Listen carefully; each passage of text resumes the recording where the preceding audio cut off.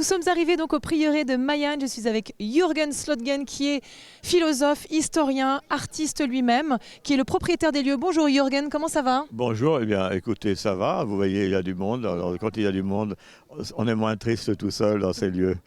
Alors justement, ce lieu dont vous êtes propriétaire, vous avez décidé de créer... 50 ans. Depuis 50 ans? Oui. Très bien. Et alors pourquoi ce lieu? Vous êtes, bon, bien évidemment, vous êtes historien, donc j'imagine que c'est un lien? Oui, bien sûr, mais c'est forcément toujours un hasard, mais nous avons cherché le hasard pendant 5 ans à peu près. Ah. Oui. Nous avons trouvé des choses à l'époque, nous étions jeunes mariés, les enfants étaient encore tout petits. Et ces choses-là nous ont sauté juste devant nous ailleurs. Et mon épouse, qui malheureusement n'est plus là avec nous, elle vous le confirmerait, disait toujours « Mon amour, il ne faut pas que tu désespères, c'est fait pour mieux sauter. » Elle était sage, votre épouse? Oui, c'est une philosophe. Elle était... Comme vous donc? Oui, effectivement, elle était professeure de philosophie. Moi, je n'ai pas enseigné la philosophie. Je suis plutôt un chercheur et j'aime bien publier. Et voilà, et je suis aussi un peu artiste, donc vous voyez. Ça se ressent. Alors justement, ce lieu, il est quand même très particulier parce qu'il est situé à un endroit géographique qui, si on tire un trait sur une carte, en parfait alignement avec... Nous avons Mont-Saint-Michel, Mayenne, l'Olympe, Jérusalem ou Bethléem, si vous voulez. Et alors, si l'on continuait plus droit, qu'est-ce que ça va nous donner? Eh bien, ça nous donne effectivement l'Inde, le sud de l'Inde, le Madras, là où se trouve le mont Thomas, le mont Saint-Thomas, c'est-à-dire le lieu où Saint Thomas, non pas l'évangéliste, mais l'apôtre Thomas, s'est fait assassiner pour annoncer la bonne nouvelle de Noël. Alors, vous voyez, c'est incroyable. Alors ce lieu est vraiment symbolique. Ici, il y a quelque chose d'assez mystique. Hein. C'est inimaginable. Alors là, on est là pour tout à fait autre chose. On a parlé du bâtiment qui est formidable, mais ça fait 21 ans que vous organisez des rendez-vous musicaux ici. Et justement, aujourd'hui, on a des musiciens de haut vol, des jeunes musiciens exceptionnels qui se produisent. Donc je propose qu'on aille les voir. Qu'est-ce que vous en pensez? Ah ben, c'est une excellente idée.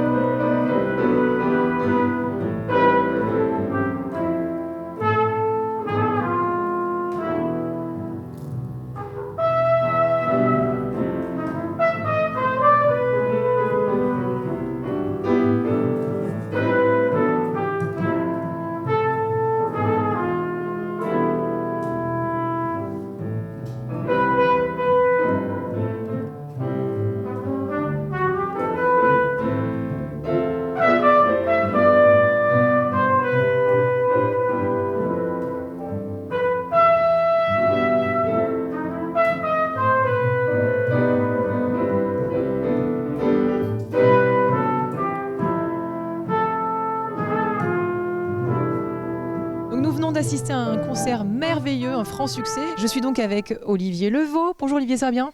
Ouais, super, ça y est, c'est fait. J'ai l'impression d'être dans une kermesse. C'est vraiment une Aristide D'Agostino, ça va bien? Ouais, ça va, ouais. Donc à la trompette, oui, j'ai oublié de parler des instruments. Olivier, donc c'est le piano.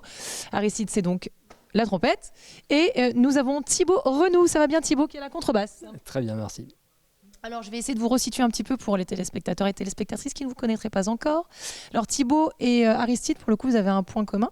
Vous êtes venus à la musique un peu par le biais de la famille, parce que si je ne me trompe pas, c'est grand-père qui... Exactement, c'était mon grand-père qui était trompettiste. Donc, de par nature, dans la famille, l'instrument se transmettant de génération en génération, je fais de la trompette. Voilà. Ça arrive à des gens très bien, c'est formidable. Je suis très heureux que ça arrive. Ça me va très bien. S'agissant de Thibaut, alors vous y êtes venu un petit peu tard en fait au jazz, parce que je crois que c'est par le biais de votre frère qui est guitariste, c'est ça, vous avez fait de la basse. Hein. Oui, tout à fait, ouais. Mais j'avais pas de musicien dans la famille, mon père est mélomane, mais on écoutait du jazz quand même à la maison. Et j'ai commencé par le rock, la basse électrique, puis la contrebasse plus tard, vers 20 ans. Voilà. C'est pas si tard que ça en fait, je dis des bêtises un petit peu. Oui, complètement. La contrebasse d'ailleurs? C'était la continuité de la basse, c'est la même fonction dans l'orchestre. C'est pas le même instrument, mais c'est l'instrument naturel pour le jazz, vraiment, par sa capacité à vibrer et tout ça. Donc j'avais besoin de passer de l'un à l'autre. C'était un besoin. Et quant à vous, Olivier, est-ce qu'on peut dire que vous avez exploré le jazz, mais alors vraiment dans tous ses états, c'est-à-dire de ce qu'il y a de plus classique jusqu'à ce qu'il y a de plus inédit? Oui, ça c'était même la volonté de mon prof en fait. Quand j'ai découvert cette musique, je devais avoir 12-13 ans. Et oui, ça a été ça. C'était vraiment de suivre l'évolution de cette musique depuis le début du XXe et puis de remonter le courant aussi rapidement que possible pour arriver à des choses plus contemporaines, plus modernes, et puis à la composition, etc. quoi. Ouais. Mais la chronologie, c'est important dans l'étude de la musique. C'est un peu comme quand on apprend l'histoire de l'humanité. Hein, voilà. C'est bien de voir ce qu'il y a de façon contemporaine, mais c'est très intéressant de remonter vraiment aux sources, aux racines. Justement, on va parler un petit peu de votre formation qui est quand même tout à fait inédite parce qu'en général, dans une formation de jazz, on a une batterie. Et là, en l'occurrence, c'est pas le cas. Est-ce que c'est une inspiration, une petite formule qu'aimait bien Chet Baker? Voilà. Alors, le programme qu'on a établi là aujourd'hui, d'un commun accord, vraiment ensemble, c'est inspiré par une ou des formations que Chet Baker a cultivées de manière très acoustique, comme ça, sans batterie, effectivement. Certainement pour mettre plus en avant certaines sensibilités mélodiques, on va dire ça comme ça. Alors, cette formation, c'est la rencontre de 3 singularités, 3 générations. Comment elle est née, cette idée de jouer ensemble? Et ça a commencé il n'y a pas si longtemps. En fait, il y a longtemps, je vivais au Mans, moi, pour ma part.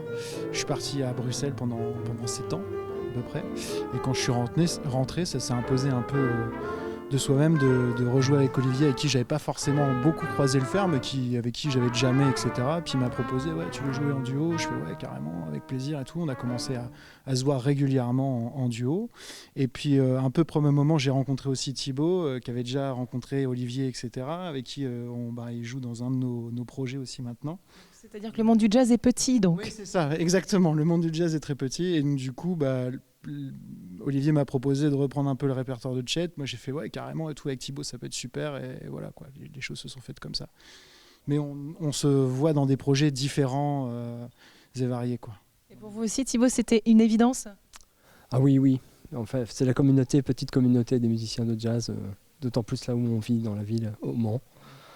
C'est une évidence de jouer ensemble, oui, bien sûr. Ouais. Est-ce que vous diriez que cette formation inédite, ça swing davantage, ça swing différemment, sans batterie? Est-ce que ça swing déjà? C'est une grosse question. Non, c'est différent, ça swing évidemment différemment, mais c'est pas moins, pas mieux, pas plus qu'avec une batterie. Du coup, Olivier, pour vous, le fait que vous soyez comme ça de 3 générations différentes, est-ce que c'est une richesse, c'est quelque chose qui... Ouais, après c'est pas prémédité, hein. C'est pas juste un coup de sang neuf pour moi qui soit un peu plus âgé. Hein. Je ne me permettrai pas, je ne sous-entendais rien. Hein. Je relève la plaisanterie quand même. Là, non, je te sais présenter ce que disait Aristide, quoi. En fait, on se rencontre, on a plein de points en commun. Thibaut, on se connaissait depuis un peu plus longtemps, même si on s'était croisés plusieurs fois il y a une quinzaine d'années. Et puis les choses ont fait que chacun a vécu dans son propre univers par la distance, quoi. Et le fait qu'ils reviennent sur le Mans, on s'est immédiatement rencontrés et c'était évident qu'on allait faire des choses ensemble, quoi.